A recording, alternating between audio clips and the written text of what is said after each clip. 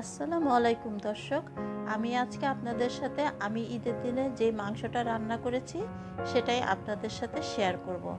মাংসটা কোনো মশলা কোনো কিছুর মেজারমেন্ট আমি নিজের পছন্দ মতোই দিয়েছি। চলুন তাহলে শুরু করা যাক রান্নাটা। এখানে 6 থেকে 6.5 কেজি মাংস আছে। ঈদের দিনের মাংসটা মোটামুটি মাপ ছাড়াই। প্রথমে আমি পেঁয়াজ দিয়ে দিচ্ছি। পেঁয়াজটা আমার 2 বার দেওয়া লেগেছে। পেঁয়াজের পরিমাণ মোটামুটি 2 কাপ মতো হবে। তারপরে দিয়ে দিচ্ছি আস্ত মরিচ। এখানে কতগুলি আছে, 10টা থেকে 12টা, সাথে তেজপাতা। এখানে আদা রসুন বাটা আছে 1 কাপ। তারপরে লবণটা আপনারা পরিমাণ মতো দিবেন। আমার প্রায় 2 টেবিল চামচ মতো লবণ লেগেছে।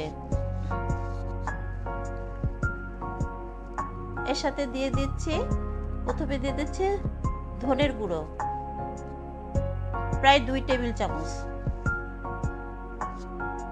যেহেতু কোরবানির মাংস সেহেতু আমি একটু জিরার গুঁড়াটা একটু বেশি করে দেব। দিয়ে দিলাম হলুদ।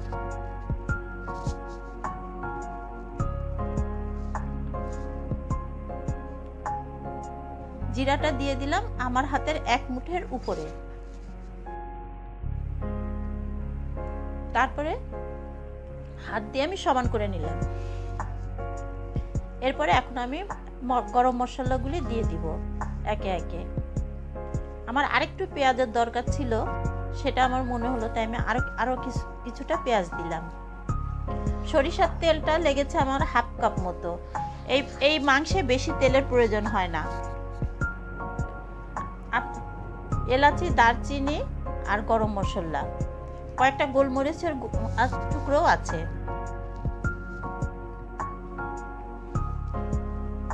আমার গোশতটা আপনারা দেখতে পাচ্ছেন। ব্যস্ততার কারণে আমার অনেকগুলো ক্লিপ আমি নিতে পারিনি, সেজন্য আপনারা কিছু মনে করবেন না। কোরবানি ঈদের সময় সবাই তো ব্যস্ত থাকে। দুপুরে আমাদের একটু ভারী খাওয়া দাওয়া হয়েছে দেখে আমি রাত্রে এই মাংসটা পরিবেশন করছি সাদা ভাতের সাথে। সাদা ভাত, তার সাথে একটু পেঁয়াজ মরিচ হলুদ দিয়ে ভর্তা করা, এটা একটা অসাধারণ ভর্তা। আর সাথে একটু আলু ভর্তা। আপনারা যদি চান এই ভর্তাটা একটু ট্রাই করতে পারেন, আপনাদের অসম্ভব ভালো লাগবে আমার বিশ্বাস। যদি আপনাদের এই রেসিপিটি একটু ভালো লেগে থাকে তাহলে আমাকে লাইক দিতে ভুলবেন না।